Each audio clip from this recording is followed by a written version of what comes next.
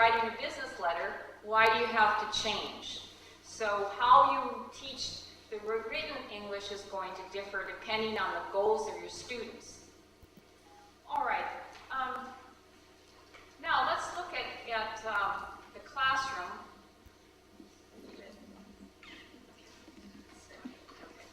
Thank you. I'm going to skip over a little bit so we have more time with other things. Okay, so if you're now, so we've talked about how culture affects the language and how that's going to change. We need to change what we're doing in the classroom. But it affects also the materials we use and the methods. So if we're teaching English as an international language, I think we have to have appropriate materials that are relevant in the cultural content, that we can't anymore depend upon the culture of the inner circle countries, but we have to think about what culture we're going to use. And we also have to think about what the role of the teacher and the learner are going to be. So I want to start out with the cultural content. Now, several people have written about the fact that there's three options. This is a people called Cortazzi and Jen, who say there's three kinds of cultural information you can have in your materials. You can have target culture. So that's an unfortunate term, target culture. But it tends to mean that if you are teaching English, you would teach about the culture of the United States or Great Britain or Australia, because that's the inner circle. The second option is to have the source culture. That's the local culture. So if you were teaching English in Korea, you talk about the current issues in Korea, you talk about traditions, Korean traditions, dance, theater, and so forth. And international target culture would mean that you talk about a lot of countries where people are learning English, and you talk about Singapore business person communicating with a Korean business person in English. Then you have an international target culture. So the question is, what's the best? What should we do in our textbooks? Well, let me give you an example. This is one that appeared in a typical textbook. A garage sale is a sale of items you no longer want or need. People have these sales in their home, yards, or garages. It's a way for sellers to make money in their home, yards, or garages. It's a way for sellers to make money by getting rid of old items. It's also a way for buyers to get second-hand items or used items cheaply. Look at the list below.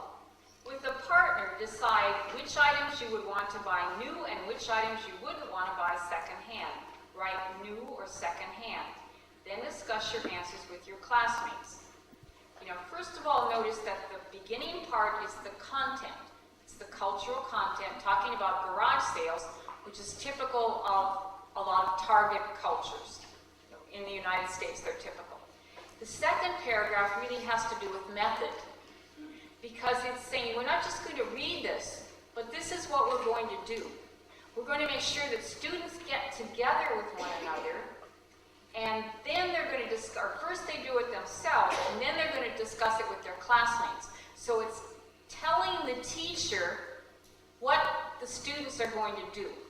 And that's the idea of the methods that's often in textbooks.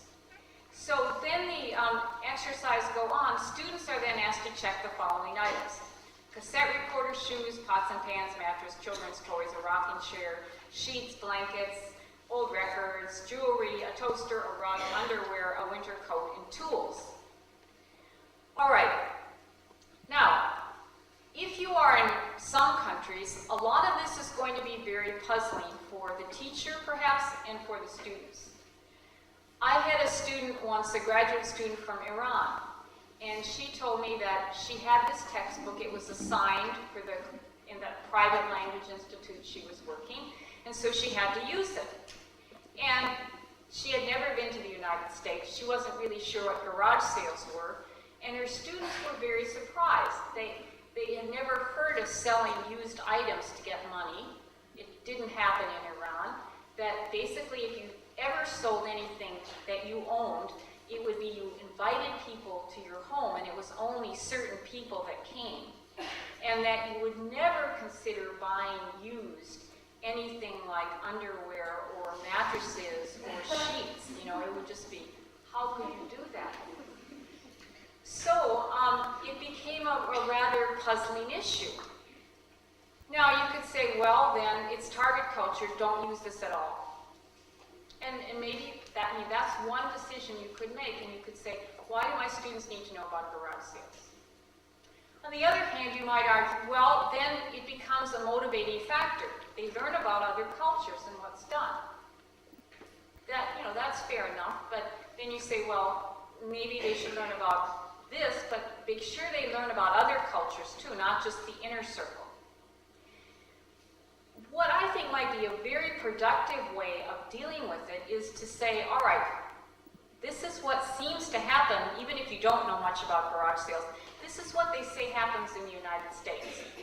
Do we have anything similar here in Korea? All right. Now, I understand, or someone was telling me yesterday, that you do have a new thing where you bring used items and they're sold, and then the money that's made goes to people in need. All right? So that's similar in the sense that you're selling used items. But it's a little different from the garage sale, because remember, the garage sale was for the purpose of people who were selling to make money.